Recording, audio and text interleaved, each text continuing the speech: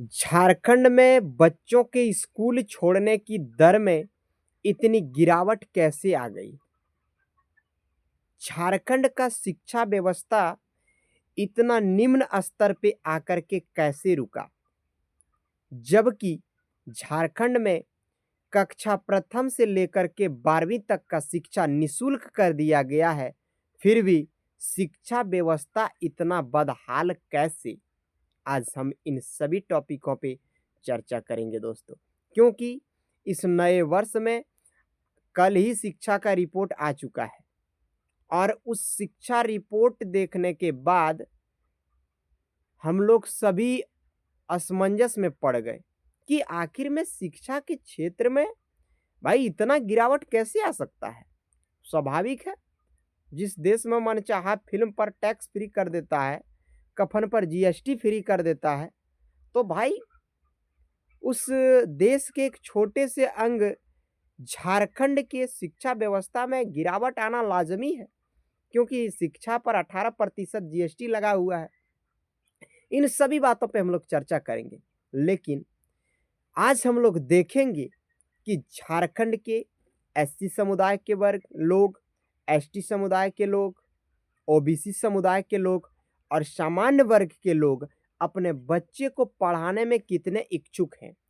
उनके घर के बच्चों का क्या प्रतिशत रेशियो है, उसे जानेंगे हम लोग आज कि ओबीसी समुदाय के कितने बच्चों का नामांकन है विद्यालय में, एससी बच्चों का कितना नामांकन है विद्यालय में, एसटी बच्चों का कितना नामांकन है और सामान्य वर्ग के बच्चों का कितना नामांकन है विद्यालय में। इस चीज़ को हम लोग अभी जानने का प्रयास करेंगे। तो आइए उस चीज़ को हम लोग पहले जानते हैं। यदि झारखंड के स्कूलों में ओबीसी समुदाय की बात करें तो वह 46.9% ओबीसी समुदाय के बच्चे अभी अपना पठन-पाठन कर रहे हैं। यदि एसटी समुदाय की बात करें तो वह 27% है और सामान्य वर्ग की बात करें तो वह 26.9% है। यह रेशियो कुछ अच्छा नज़र नहीं आ रहा है। यदि अच्छा नज़र आता तो हम आप लोगों के बीच इस तरह के बातें को नहीं बता पाते।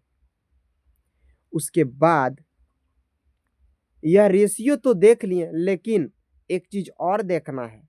यह देखना क्या है कि सरकारी विद्यालय में प्राथमिक वर्ग में यानी कि प्राथमिक विद्यालय में कितने बच्चे का नामांकन प्रतिवर्ष घट रहे हैं, इस चीज़ को जानना है।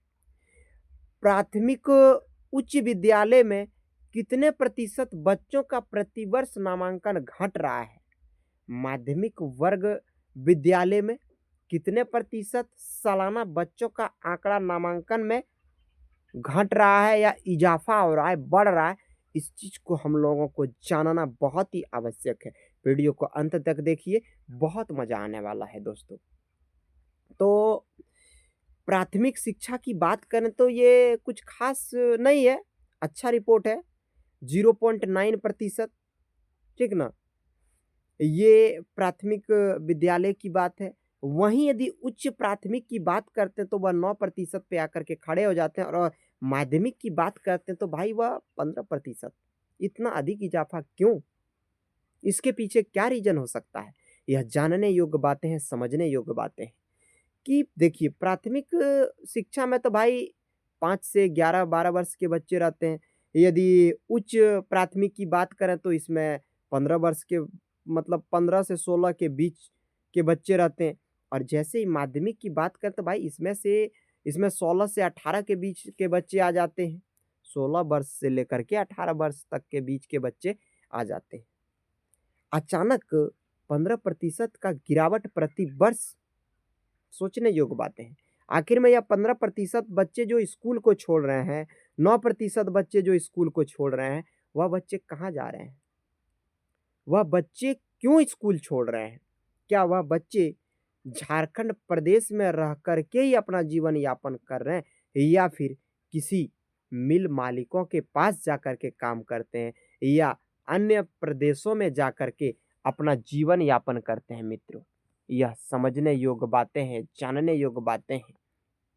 कहाँ जाते हैं यह 15% बच्चे और क्यों नहीं माध्यमिक शिक्षा में सफल हो पाते हैं?